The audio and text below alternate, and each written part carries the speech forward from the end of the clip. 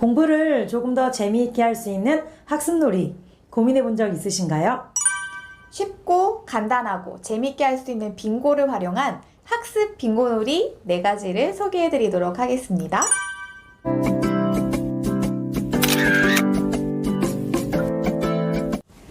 안녕하세요. 쭈쭈쌤과 가필루쌤의 신규쌤 상담소입니다. 아이들과 매일 하는 공부 조금 더 재미있게 할 수는 없을까 고민하다가 이 방법을 찾게 되었습니다. 바로 빙고놀이인데요. 네, 빙고놀이는 굉장히 저희한테 친숙하면서도 좀 간단한 놀이잖아요. 근데 이것을 어떻게 하면 학습과 연계시킬 수 있을지 구체적인 방법을 지금부터 하나씩 설명해 드리도록 하겠습니다. 빙고놀이 세 번째, 음악 빙고입니다. 음악 수업이 신나고 재미있기도 하지만 사실 음악 이론 같은 경우는 많이 어렵잖아요. 그래서 이런 음악 이론을 좀 더 쉽게 배우기 위해서 빙고놀이와 결합을 한 건데요. 우리가 음악 이론 중에 음표와 심표에 대해서 배우게 되죠. 그러면 그걸 가지고 어떻게 할 수 있는지 설명해 드릴게요. 1단계, 정해진 빙고 칸 안에요. 음표와 심표를 그립니다. 2단계, 그 칸 안에 내가 그린 음표와 심표가 합쳐서 몇 박인지를 그 칸 하나하나에 또 옆에다 적는 거예요. 3단계, 교사는 박자를 제시합니다. 예를 들어 4박자, 또는 5박자 이렇게 제시할 수 있겠죠. 그러면 4단계, 학생들은요, 내가 한 이 빙고 칸 보면서 가로, 세로, 대각선 중에 교사가 제시한 박자와 일치한 줄이 무엇인지를 확인해 보는 거예요. 그래서 그 줄로 쫙 완성할 수 있는 거죠. 근데 간혹 선생님이 4박자를 제시하셨는데 가로도 4박자가 되고 대각선도 4박자가 되는 경우가 있죠. 그럴 때는 이 두 줄 다 인정할 수 있는 거예요. 그래서 마지막 5단계는요. 정해진 빙고 줄을 다 완성한 친구는 빙고! 하고 외치면 끝나는 놀이인데요. 음표와 심표를 가지고 재미있게 할 수 있는 놀이. 아이들이 쉽게 음표, 심표에 대해서 익힐 수 있는 놀이니까요. 꼭 학급에서 해보시기를 추천드립니다. 빙고놀이 4번째, 구구단 빙고입니다. 2학년 수학에서 거의 꽃이라고 할 수 있는 게 구구단이잖아요. 근데 아이들이 처음 배우다 보니까 굉장히 좀 어려워하기도 해요. 하지만 배워야 하는 거니까 반복적이면서 좀 더 재미있게 공부할 수 있는 방법이 없을까? 궁금해하다가 빙고하고 한번 결합시켜 봐야 되겠다 이런 생각이 들었어요. 그 이전에는 아이들하고 구구단을 공부를 하고 놀이를 할 때 주로 구구단을 외자, 구구단을 외자 이 놀이를 많이 했는데요. 물론 이것도 굉장히 아이들이 즐거워합니다. 다만 이걸 봤을 때 아직 좀 익숙하지 않은 친구들한테는 구구단을 외우는 게 오히려 약간 스트레스로 다가오기도 하더라고요. 또는 알고는 있는데 좀 순발력이 없거나 긴장을 잘하는 친구들한테도 이 놀이가 좀 어려울 수 있겠다는 생각이 들었습니다. 그래서 고민하다가 어떻게 하면 좋을까 하다가 구구단 빙고 놀이를 직접 만들어 보게 되었어요. 방법을 소개해 드리도록 하겠습니다. 1단계, 정해진 빙고 칸에다가 빙고식과 답을 쓰는 거예요.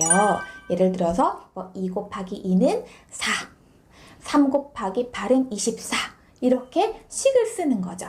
근데 식을 쓸 때에도 선생님께서 제안을 해주실 수 있어요. 예를 들어서 2단부터 9단까지 아무거나 다 적어도 된다 라고 하셔도 되고요. 아니면 초반이라면 아이들이 조금 어려워하는 그 단들이 있잖아요. 4단, 7단 안에서 골라봅시다. 이렇게 해서 식을 적을 수도 있고요. 그래서 아이들이 하나하나 식을 다 적어요. 본인이 선택을 해서. 그렇게 하면 1단계가 이제 완성이 됐습니다. 자, 그러면 2단계. 돌아가면서 아이들이 하나씩 외치는 거예요. 내가 동그라미 치고 싶은 식을 외치는데 여기서 주의할 점이 있어요.